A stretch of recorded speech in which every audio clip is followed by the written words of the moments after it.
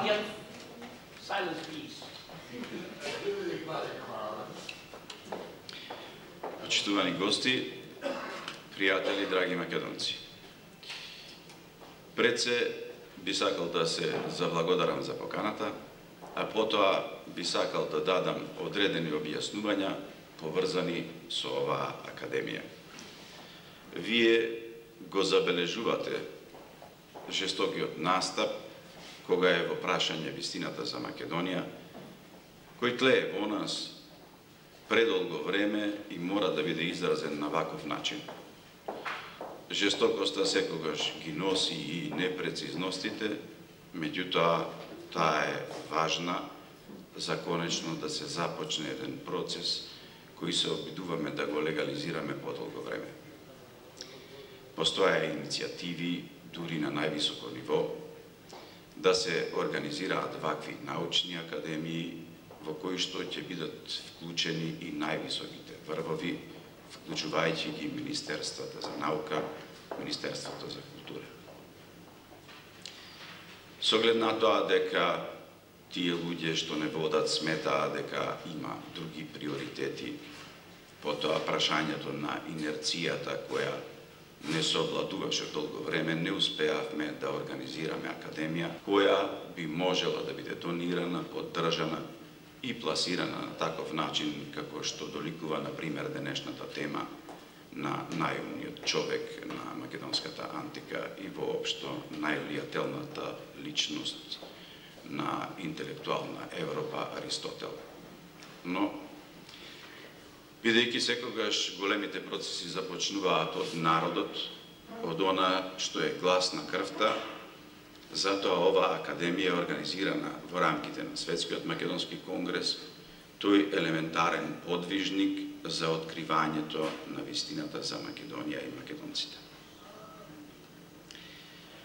Аристотел се совпаѓа со датум со неколку интересни симетрии.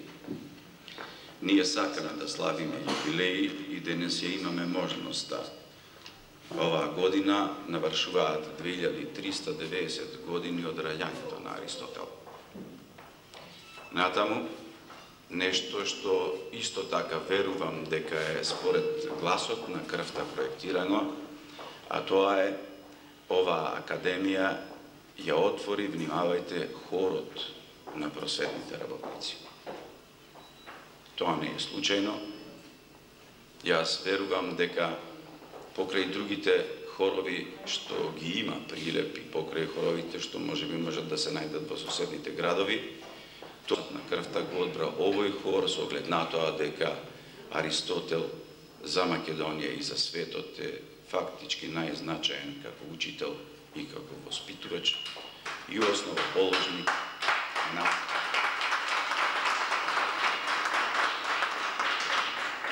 организиран воспитен систем кој ќе произведува натаму генерации на интелектуалци и раководители.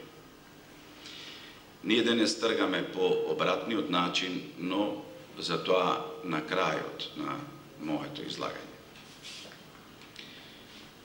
Што знаеме за Аристотел во Македонија? Според образовниот систем, предолго време тој е отуѓен. Тој стои најмногу, па дури и денес, како туѓ филозоф. Како филозоф кој доаѓа од една друга сфера и неговиот атрибут е грчки. Ние немаме ништо против таа наука, ние ги прифаќаме аргументите кои таа ги нуди, но со оглед на тоа дека се поставени аксиоматски, нормално е за македонецот кој сите ви е познати уште од периодот на неолитот, тргнува по интелектуалните патишта и по писменоста, секогаш да ги поставува прашањата кога се настапи аксиома. Ние тоа го правевме и во периодот на христијанските догми и најголемите интелектуални расправи воопшто во Европа, кога станува збор за догмите, потекнуваат токму од Македонија и од македонските интелектуалци. Значи, тоа е темелот врз кој што ја градиме оваа академија. не само жестокост заради нанесените неправди, туку и аргументација, а пред се прашања, поради кои ние сметаме дека Аристотел не може да носи лажен атрибут пред себе. Ке ви кажам една анекдота. Множество од мои пријатели, како и ваши, беа зрени како подвижници, не само како Светски македонски конгрес, туку и како разни друштва на интелектуалци, особено Сдруженијето на архитекти. Ние ставувавме во расправи со луѓе кои беа воспитаници на досегашниот образовен систем. Едно интересно прашање беше поставено од еден мој пријател и тој рече: како е возможно да ми изборуваш за македонско потекло на Аристотел, кога фактички неговото име нема никаква врска со она што ние денес го поставуваме и како ги крстиме нашите деца. Со помош на трудот на еден наш почитуван колега, кој во своите дела, доаѓајќи од Канада, се обиде да ни ги отвори прашањата за македонската историја на поинаков начин. Јас го спомнав неговиот цитат за книгата The Children of Mu, или Децата на Му, Децата на мајковината, каде што прашањето на буквата А пред личните имиња на луѓето во антиката и пред тоа е фактички одреден степен на научност, како кај нас што стои магистер и доктор. Па оттаму се чини дека вистинското име на Аристотел е точно Ристо, бидејќи арапските на Аристотел не се во името не се кажува точно Аристотел, туку тие го именуваат како Аристо. Оттаму тој беше убеден, како и многу други, дека Аристотел ги наоѓа своите корени во Македонија, бидејќи другата аргументација не можеше да помине во расправата која се водеше долго време. Тој е обичен човек. И тој обичен човек во Македонија навистина ги нема информациите за себе и талка во одредени граници кои ги определува нашиот образовен систем, а тие граници се ограничени. Тие граници бараат ние да се најдеме некаде во 19-тиот помладенецот, а најмногу после Илинденското востание, кога божемно настанало освестувањето на македонците. Зошто е така во образовниот систем? И зошто од ова место ние искажавме жестокост со која што ги напаѓаме и оправдано луѓето кои кај нас ги заслужиле високите научни признанија, ве уверувам со труд. Меѓутоа, тие се исто така жртва на претходен образовен систем, на претходна литература која кај нас неселективно е преведувана и пласирана меѓу образите што надоаѓаат од иднината. Јас имам голема почит спрема професорот Темков. Тој беше гостин на радио во 1998 година, бидејќи македонското радио чувствуваше дека е неопходно својата бранова должина и скапите минути да ги посвети на темата етика, а професорот Темков токму тоа го предава. Но интересно, професорот Темков ја лоцираше етиката во периодот на Абелар, а тоа е приближно околу 1400 години по Аристотел. Аристотел не беше спомнат во емисиите. Не е дека професор Темков не го знае и не го почитува Аристотел. Не е дека тој исто така како нас ги поставува прашањата за неговото потекло како македонец. Едноставно сватете колку е моćна инерцијата и нашите високи и грамотни луѓе мораат да попуштат против, не можат да се спротистават на таа сила. Затоа, ваквите научни симпозиуми, верувам, со оваа иницијатива ќе се намножат и на ова место ние ќе ги дочекаме и ќе ги прифатиме како наши сите научни работници, вклучувајќи ги луѓето од МАНУ, и нашата намера не е да создаваме некаков бедем и некаква антитеза на она што тие досега го зборувале, туку да им помогнеме, како што и помогнавме на професорката Ангелина Маркус на својата грешка.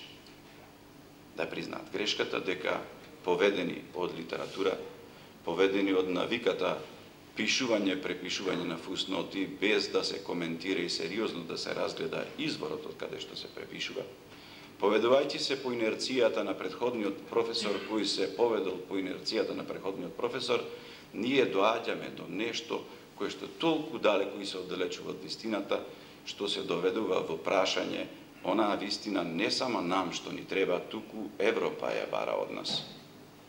Затоа, овие работи што ние ги поставуваме како прашање не се борба и палење на претходните книги, туку барање на една што сиот свет ја бара. Ние ги бараме вистинските факти кои за среќа се чуваат на неколку нивоа под македонската почва. Множество од археолози, множество заинтересирани луѓе, најбогатите луѓе во светот ја посетуваат Македонија и се заинтересирани за нејзината археологија, што значи за вистината.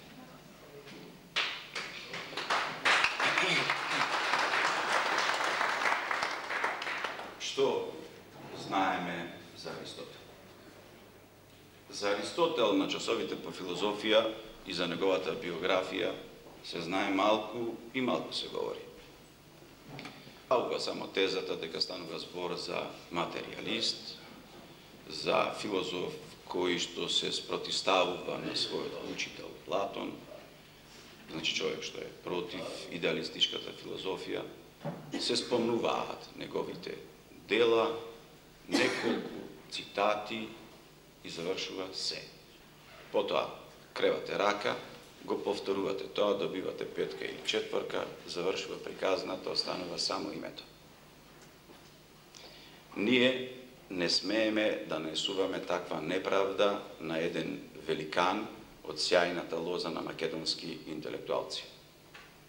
Ние мора посериозно да се позанимаваме пред се неговата биографија. Мораме да и се заблагодариме на професорката Ангелина Маркус, мораме да се заблагодариме на почитуваниот Васил Илјов, мораме да се заблагодариме и на друга плејада интелектуалци, кои за среќа не се внатре во сегашниот македонски образовен систем, нити во научните институции етаблирани на таков начин да бидат заробени во рамките на еден систем кој посекаде на свет се ниша. Посекаде на свет се ниша дури и на ниво на изговарање на имиња и терминологија. Затоа, ќе сватите кога ќе се позанимава со историјата на Аристотел, онака како што ја има пласирано почитуваниот Михајло Петрушевски, дека голем дел од делата кои се секаде запишани дека се Аристотелови, најмалку 60% не се негови. Односно, постојат предпоставки дека се преписи или слободни преводи. Натаму, и во оние дела кои се смета дека се оригинални, внатре постојат целости кои се препишани, пребришани и допишани. Интересно е прашањето. Јас не би сакал да го коментирам, сакам ова прашање да го коментираат луѓето кои посериозно се занимаваат со таа проблематика, но сакам да го поставам уште еднаш прашањето на поинаков начин. Тоа веќе го сторил почитуваниот академик Михајло Петрушевски во неговите дела. Тој дури и бил како вистински македонец практичен. Тој извршил поправки на некои делови од познатото дело Поетика на Аристотел. И тоа го признава сиот свет. Тој укажал, толку сериозно занимавајќи се со тоа, дека постојат цели пасоси кои според стилот и изразот не можат да бидат Аристотелови.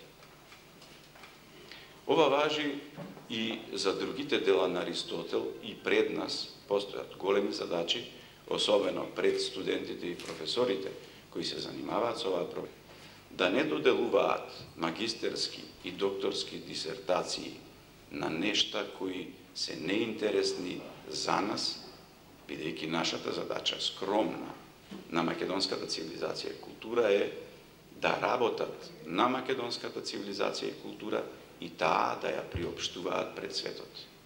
Да не го губат времето на Абелар, на Кант, на Хегел, бидејќи тие имаат своји наследници и секако дека нашиот труд ќе биде минорен и смешен во однос на посериозниот труд кој крвно е врзан со овие сјајни имиња на средовековната и нововековна европска култура и цивилизација. Натаму, неговата библиотека. Познато е дека, ако ја сметаме за врв Александриската библиотека, која е дело на добродетелта на Александар III Македонски, неговиот полубрат и сите од неговата лоза Птолемеи, за македонците апсолутно е најважна библиотеката на Аристотел. Библиотеката на Аристотел е исчезната и ја зел Сула, римскиот диктатор. Значи, најверојатно се наоѓа некаде таму, можеби во Ватикан. Нашите врски со Ватикан се добри, но не постои таков проект кој би се позанимавал со истражувања, со барања по библиотеката на Ватикан, за да се откријат тие дела кои верувам дека во голем дел се оригиналите на Аристотел, иако римјаните, како и секој кој доаѓа на власт, а никогаш не знае што значи да владее, а тоа е типично за римските императори, сакале својата интелектуалност да ја нагласат со преписи и дури честопати со бришење на имињата и додавање на своите. Фалсификаторството во сферата на политиката е навистина познато. Затоа и Аристотел, човекот кој направи ред воопшто во логичката мисла, ред во светската наука, смета, интересно, дека политиката како наука е најважна на светот. Зошто? Аристотел е човек од секојдневноста.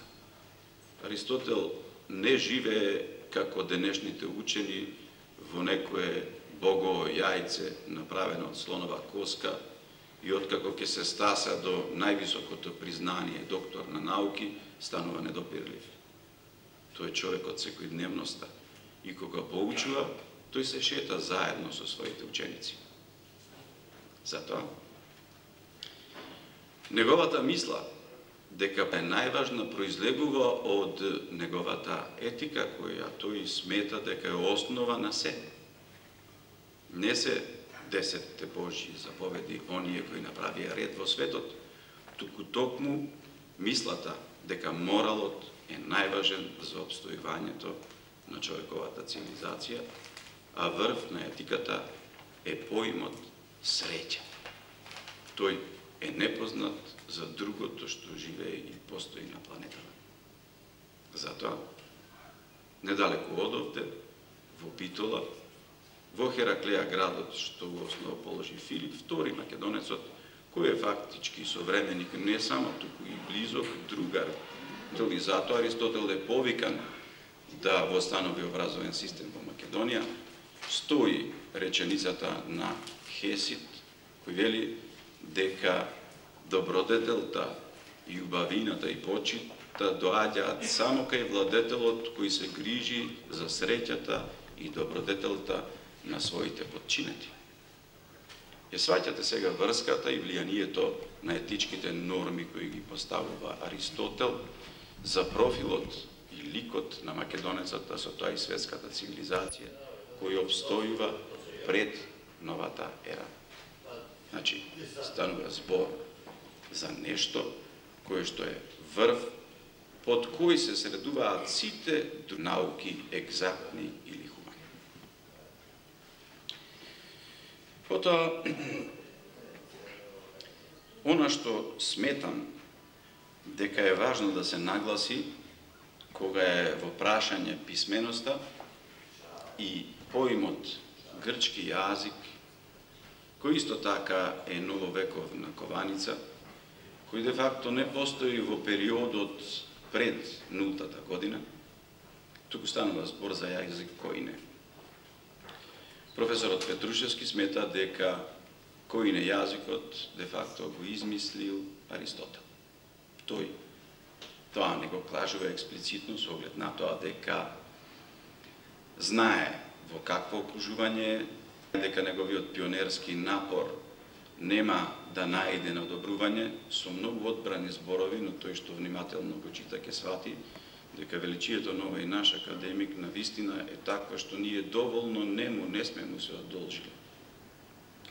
Значи тој прави напори да го создаде јазикот кој денес го именуваме онака како што го именуваме, а никогаш со вистинското име кој не. И сега ќе ви одземам уште малку време за она што јас мислам дека е најголемото дело на Аристотел, а малку е спомнувам. Аристотел е во основа учител. Што тоа значи? Тоа значи човек кој има изцелно високи етички стандарди. Без тоа не можете да бидете учител. Натаму човек кој е природно дарен да ги дари другите. Таков само се раѓа, тешко ќе го произведете. Човек кој, мислејќи за обстојување на доброто и среќата, а тоа мора да се оствари преку организирано општество, зашто Аристотел точно вели вака. Секоја држава е добра само дотолку докаде што луѓето меѓу себе блиску се познаваат. Затоа тој создава систем во кој што воспитува талентирани луѓе за да ги научи како да владеат. Натаму, Аристотел востановува еден принцип на воспитание кој ние сме го заборавили и воопшто светот се оддалечува од него. Принципот по кој денес се воспитуваат младите и кајнаси во светот е одговор на прашањето што треба да прават. Аристотел никогаш не го поставува тоа прашање пред своите студенти и не ги воспитува на таков начин. Тој системот за образование и воспитание го темели на реченицата, односно прашањето каков треба да бидам. Тоа е начинот по кој вие можете да создадете човек кој ќе почитува, човек кој ќе знае да организира, човек знае да постигне успех. Затоа, кога ќе ги пратите во најголем дел препишаните екзотерични негови предавања, односно предавањата кои се одвиваат во диалози и кои се одвиваат шетајќи, тој е перипатетичар, ќе сватите дека тој бара од своите воспитаници да се откријат себе си, да се надградуваат себе си и да умеат да го остварат она за што навистина се родени. Да не се изгубат во прашањето што треба да правам, кое носи многу замки и носи денешен начин по кој можеме да ја видиме оваа турена земја, која полека почнува да се организира слушајќи го гласот на крвта. Нашето денешно образование, кој е основен проблем кој не доведе до овде, одговара токму на прашањето каков треба да видам. Односно, не одговара на тоа, туку одговара на прашањето што треба да правам, создавајќи професии кои се којдневно гаснат. Создавајќи луѓе кои влезени во еден систем кој е долготраен, честопати на крајот од патот сваќаат дека е промашиле професијата. Аристотел тоа не го прави. Аристотел од нас бара да се сетиме на него, да се сетиме на првиот учител кој успеа да организира образовен систем и тој образовен систем да го оплоди сиот свет со една империја која дојде како круна на делото на Александар, неговиот навистина најдобар ученик. Во еден диалог Аристотел разговара со сите своји ученици, меѓу кои и Александар, и тој прашува: кога јас ќе бидам стар и изнемоштен, а ти во сета своја моќ, каков ќе биде односот спрема тебе? неговите другари, роднини, секој одговара на таков начин, затоа што сите го сакаат својот учител, за да каже дека ќе му оддаде почит. Единствено Александар вели, кога одраснам, кога ќе станам тоа што треба да станам, ќе видиш како ќе се однесувам кон тебе. На ваков начин, мислам дека од денес натаму, па и годините што ги минавме во напор, ни даваат право да речеме дека ние на вистина одраснавме и станавме зрели и во овој миг знаеме како да му возвратиме со почит на човекот кој не чека 2390 години, да го испочитуваме и да го исправиме пред образите на иднината како основоположникот на основата на секоја држава, секоја култура и секоја цивилизација, а тоа е образованието. Ве благодарам.